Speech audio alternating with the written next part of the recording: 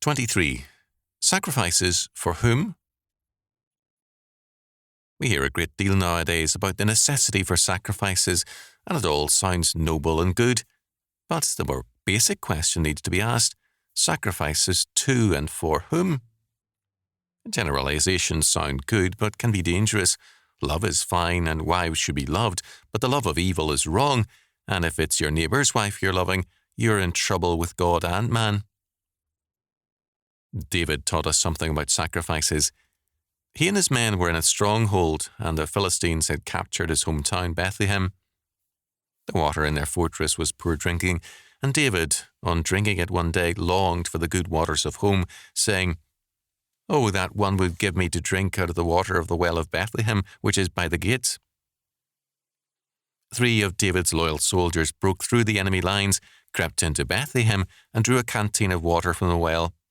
The next day they gave it proudly to David, who was deeply moved. Quote, "Nevertheless, he would not drink thereof, but poured it out unto the Lord, and he said, Be it far from me, O Lord, that I should do this. Is not this the blood of the men that went in jeopardy of their lives? Therefore he would not drink it." 2 Samuel 23:14-17. In other words, while David was greatly moved by the devotion of his men, he felt that only God could be the object of such a sacrifice and risk, and he poured out the water as a religious offering to God. This fine sense of proportion and faith is lacking in our modern talk about sacrifice. Does any politician have a right to ask sacrifices of us which only God can ask? When necessary for the defence of our country, God's law does call for military duty and protection, but to the extent to which the civil government can ask us to sacrifice ourselves does not go beyond that. Too many politicians are asking more of us than God asks. What a man sacrifices for above all else, that is his true object of worship and his God. Whenever a politician, reformer, business executive, husband, wife, or anyone else demands sacrifices of us above and beyond the due service God requires of us, he's playing God.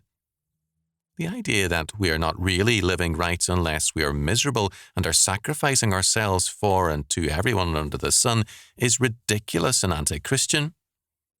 While ungodly prosperity is condemned, godly prosperity is given as the worthy object of prayer by the Bible. "Save now, I beseech thee, O Lord. O Lord, I beseech thee, send now prosperity." Psalm 118:25.